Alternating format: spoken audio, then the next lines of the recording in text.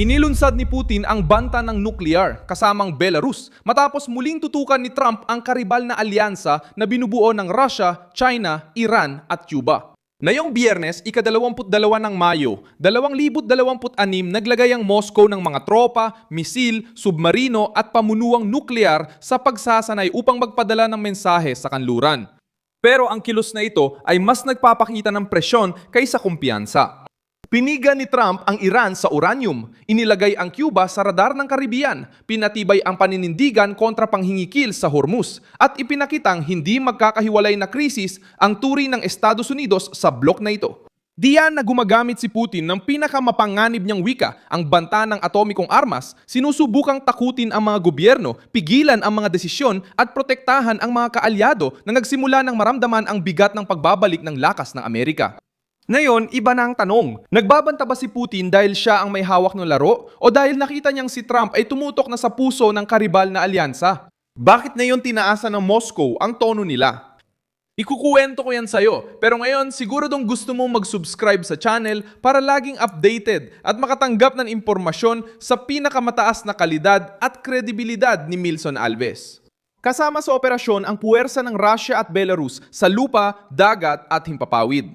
Ayon sa Associated Press, may doong 64,000 na mga sundalo, mahigit 200 na mga panlunsad ng misil. 140 na sasakyang panghimpapawid, 70, 3 na barkong pandigma at 13 na submarino, kabilang ang 8 na may mga interkontinental na balistikong misil. Sinubukan ng pagsasanay ang mga sistema tulad ng IARS, Sineva, Zircon, Kinzhal at Skander. Sa praktika, inilagay ni Putin ang makinaryang nuklear sa harap para ipakitang nais ng Rusya na tratuhin pa rin bilang isang kapangyarihang kayang patigilin ang mundo sa takot. Ayon kay Putin, ang sandatang nuklear ay huling opsyon, ngunit kailangan panatilihin ang kahandaan ng triyadang nuklear ng Rusya dahil sa global na tensyon.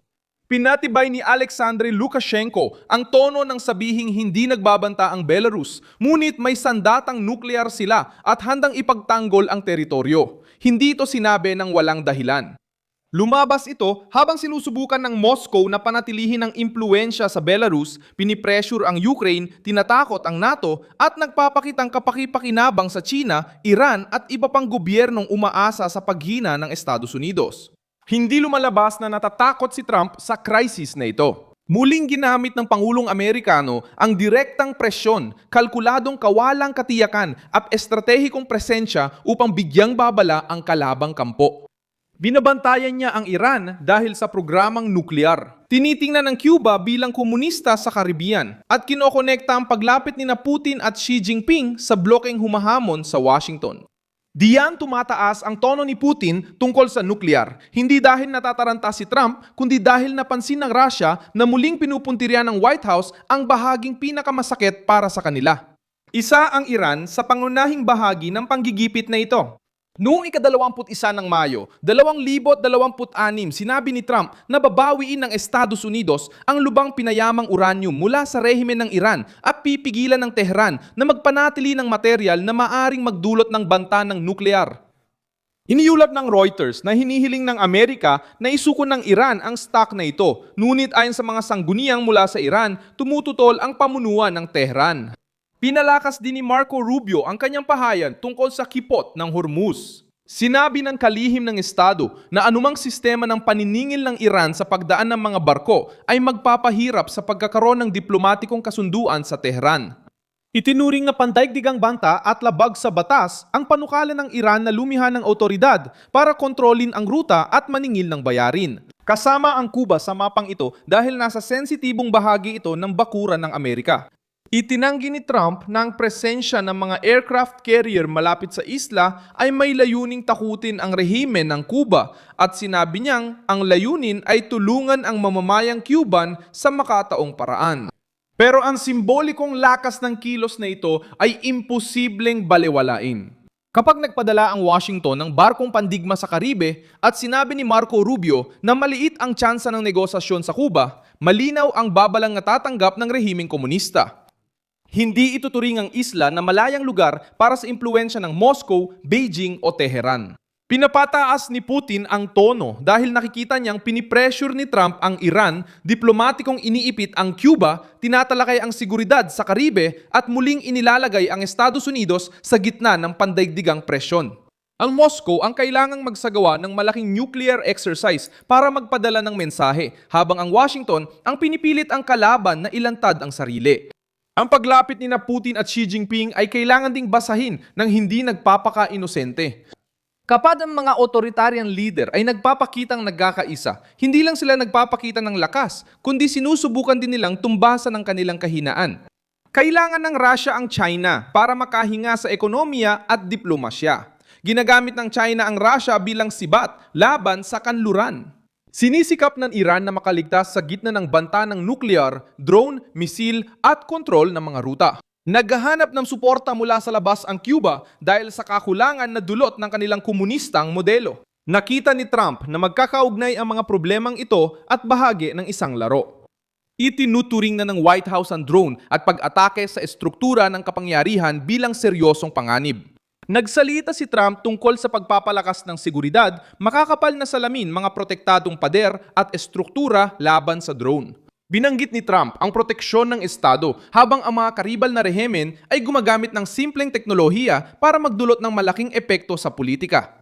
Ang ehersisyong Able Archer noong 1983 ay makakatulong maintindihan ang panahong ito. 1983.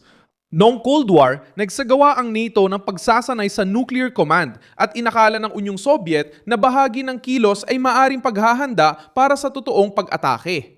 Ipinapakita ng opisyal na dokumento ng Amerika na ang episodyong iyon ay nagpalala ng tensyon at nagpakita kung paano maaring maging kasangkapan ng presyon, takot at estratehikong kalkulasyon ang mga ehersisyong militar. Ang pagkakaiba ngayon ay ginagamit ni Putin ang ganitong uri ng pagpapakita sa hayag na paraan. May mga kamera, numero at pampublikong pahayag para subukang pigilan ang mga desisyon ng kanluran. Ipinapakita rin ng paghahambing sa Hilagang Korea ang estilo ni Trump.